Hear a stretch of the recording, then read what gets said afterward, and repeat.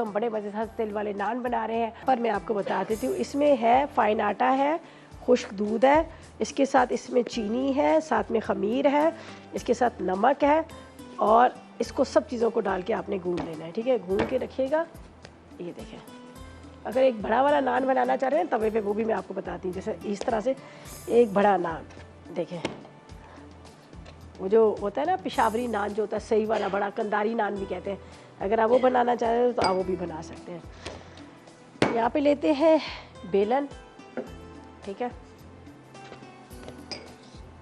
हमेशा नान का आटा जो होता है वो बहुत ज़्यादा नरम होता है। ये मुझसे थोड़ा सा सख्त हो गया इसलिए कि वो उसमें जो हमने इसमें दूध डाला था ना, वो हमने पाउडर फॉर्म में डाला था, तो वो ज़रा लिक्विड में होता है तो सही से घुल जाता है, तो ये थोड़ा सा सख्त है। खैर कोई बात नहीं, हम इसको थोड़ा सा इस तरह से कर लेंगे। ठीक है, ये आपने इस तरह से इसको बीच में से कर लेना है। ये जो बड़ा नान नहीं होता उस तरह से आप इसको बना लीजिएगा, फूल भी जाएगा बड़े अच्छे से। ये तवे पे भी आप बना सकते हैं, आराम से तवे पे भी बन जाता है।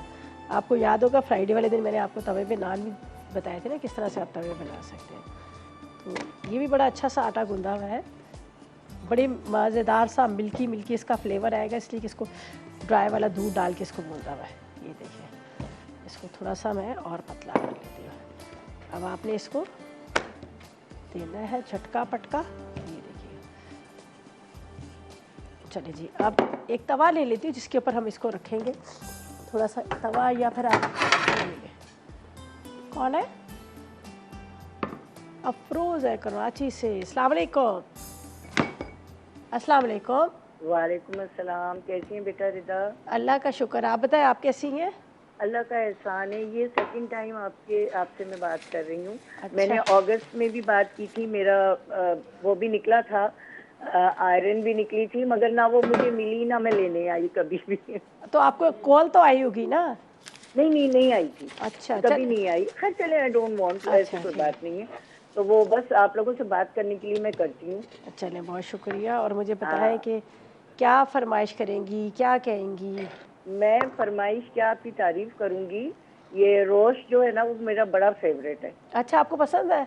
बहुत पसंद है, और वो मैं बिल्कुल अपने घर की ताज़ी रोटी के साथ खाती हूँ, चूर के उसमें। अरे वाह, इतना मज़ा आता है ना इसको तोड़ के जो करके ना, चूर करके। बिल्कुल वो पायों वाला मजा आता है ना, जो पायों में रोटी तोड़ के खाते हैं। अब देखिए एक बात, नबी करीम सल्लल्लाहु अलैहि वसल्लम ने भी इरशाद फरमाया ना कि आप हाथ से रोटी खाएं, तोड़ के खाएं। बेशक। तो उसमें देखिए उनकी जो सुन्नत है उसके हिसाब से खाने में मज़ा कितना आता है। मैं तो उनकी सुन्नतों पे बहुत अमल करती हूँ, बहुत चीज़ों में। हम लोग जाते हैं एवरी वेडनेसडे वाले दिन ना, दर्स होती है वहाँ पे, तो वहाँ पे देखिए अगर जब आप 4-5 लोगों के अंदर बैठते ना, तो आप वहाँ पे आपको कुछ ना कुछ सीखने का मौका मिलता है। हम लोग 100 में से 10 चीजें तो सीखता है बंदा, सीखता है। तो वहाँ पे वो इतनी अच्छी दर्स देती है, हाथ से खाना खाएं, ये करे वो करे। तो 100 बातों को तो हम नहीं भी फॉलो करेंगे, लेकिन उसमें से 5-6 बातों को तो हम उनकी बातों को फॉलो करते हैं। मैं वही कह रही हूँ, कुछ बातें चाहे एक भी कर लें तो वो बहुत अच्छी बात है। हाँ, सही बात है। और जाना चाहिए। बल्कि मैं आपको ये भी कहूँगी कि ये जो हाथ से हम ग्लव्स पहन के काम करते हैं ना, तो वो टेस्ट तो चला ही जाता है। तो क्यों ना आप हाथ से मसल के हर चीज़ बनाएं। आपकी हथेलियों में मज़ा होता है, अल्लाह पाक ने औरत की हथेली में मज़ा दिया है, जायका। लेकिन यहाँ पे थोड़ा सा कोई ना कोई एतराज़ कर लेता है, लेकिन ये है कि वाकई जब हम घर में बनाते हैं तो हाथों का इस्तेमाल करते हैं। नहीं, मैं तो कहती हूँ यहाँ भी बनाया करें, ताकि फॉलो सब आपको जो करते हैं ना वो उसी पे फॉलो भी करें। आप अपने हाथ धो लें, कोई बात नहीं। सही बात है। नहीं, हम तो यहाँ पे पता है हमारे यहाँ प्रॉपर तरीके से हैंड सैनिटाइजर होता है, वहाँ पे देखिए वो रखा हुआ है, और उसके साथ हम लोग हाथों को वॉश करते हैं जब यहाँ पे कुकिंग करने से। हमारे यहाँ तो बहुत ज़्यादा इस चीज़ का ख्याल किया जाता है। चलें जी, बहुत शुक्रिया आपकी कॉल का, थैंक यू सो मच, आपने कॉल की। अच्छा लगा आपसे बात करके, आपने बड़ी प्यारी बातें की हैं, और बड़ी मतलब एक होता है ना बड़ी नफासत वाली कॉल, वो कॉल थी आपकी, बड़ी प्यारी सी बात थी आपकी, बहुत अच्छी सी। अच्छा जी, यहाँ पर कड़ी पत्ते, हरी प्याज, इसके साथ मेरे पास यहाँ पर ये तिल थे। थोड़ा सा इसके ऊपर बटर लगा लें, या फिर आप चाहें तो आप इसके ऊपर ऑयल लगा लें, जो भी आपको आसानी से मिल जाता है। और यहाँ पर मैं इसको हल्का सा इस तरह से निशान लगा लेती हूँ। आप उससे अपने फिंगर से भी लगा सकते हैं। ठीक है, ये इस तरह से थोड़ा थोड़ा सा, ये इसको थोड़ा देर में इस तरह से रख लूँगी, इसको थोड़ी देर के लिए छोड़ूंगी, फिर मैं इसके ऊपर बाकी की चीज़ें, ये देखें, ये इसके ऊपर लगाते हैं, कड़ी पत्ते वगैरह चॉप करके लगा लें, वैसे लगा लें। थोड़ा सा ये गार्लिक है, ये हम इसके ऊपर डालेंगे।